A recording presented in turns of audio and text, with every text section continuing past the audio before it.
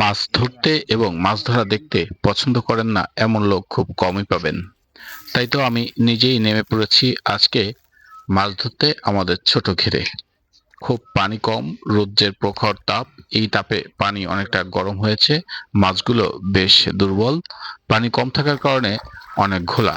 এই অবস্থায় দেশি প্রজাতির বিভিন্ন মাছ এছাড়া কার্পিও মাছ বেশ পরিমাণ এখানে দেখা যাচ্ছে। আপনারা দেখছেন আমি পানির নিচ থেকে একটি শোল মাছ ধরেছি।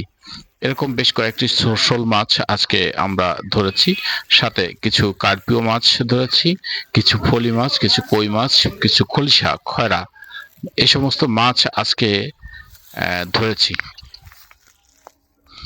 এই মাছ ধরার সময় আমরা জাল ব্যবহার করেছি, তবে পানি কম থাকার জন্য হাত দিয়েই প্রচুর মাছ ধরা যাচ্ছিল।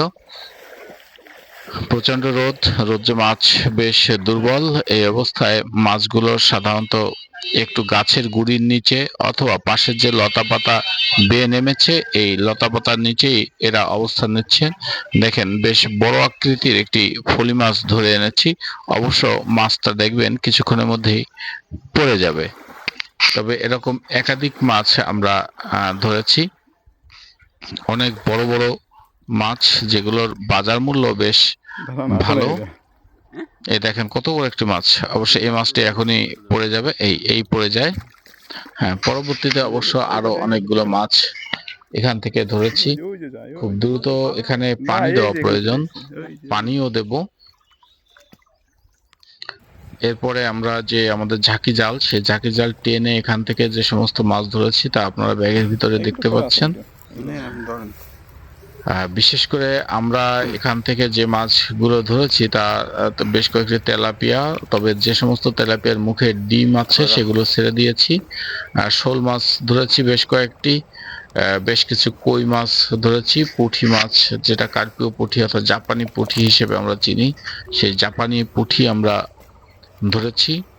এছাড়া কয়েকটি দেশি পুঁটি, কয়েকটি মলা মাছ, খলিশা মাছ অর্থাৎ আমরা যেটা আমাদের আঞ্চলিক ভাষায় খয়রা মাছ বলে থাকি, এ সমস্ত মাছগুলোই মূলত আজকে এখান থেকে ধরা হয়েছে। আর তেলাপিয়াও অনেকগুলো রাখা হয়েছে।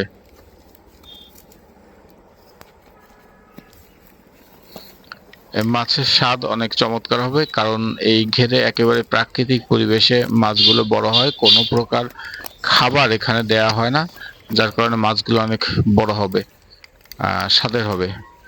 দেখেন মাছগুলোর সাইজ কত বড় বড়, ক্যামেরায় হয়তো সেইভাবে বোঝা যাচ্ছে না বা চেনা যাচ্ছে না। বন্ধুরা, আমরা বিভিন্ন প্রকার প্রকৃতি নিয়ে কাজ করে যাচ্ছি, ডকুমেন্টারি তৈরি করে যাচ্ছি। আপনাদের যদি ভালো লাগে অবশ্যই আমাদের চ্যানেলটি সাবস্ক্রাইব করবেন।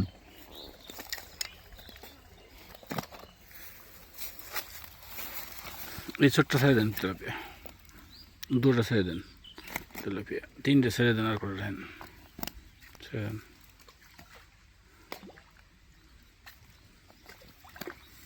শোল মাছের বেগে দেন।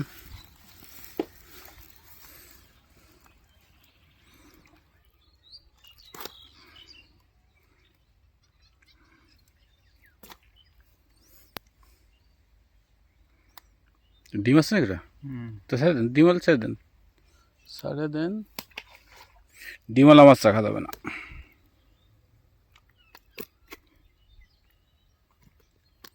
ওই যে খয়রা একটা রয়েছে,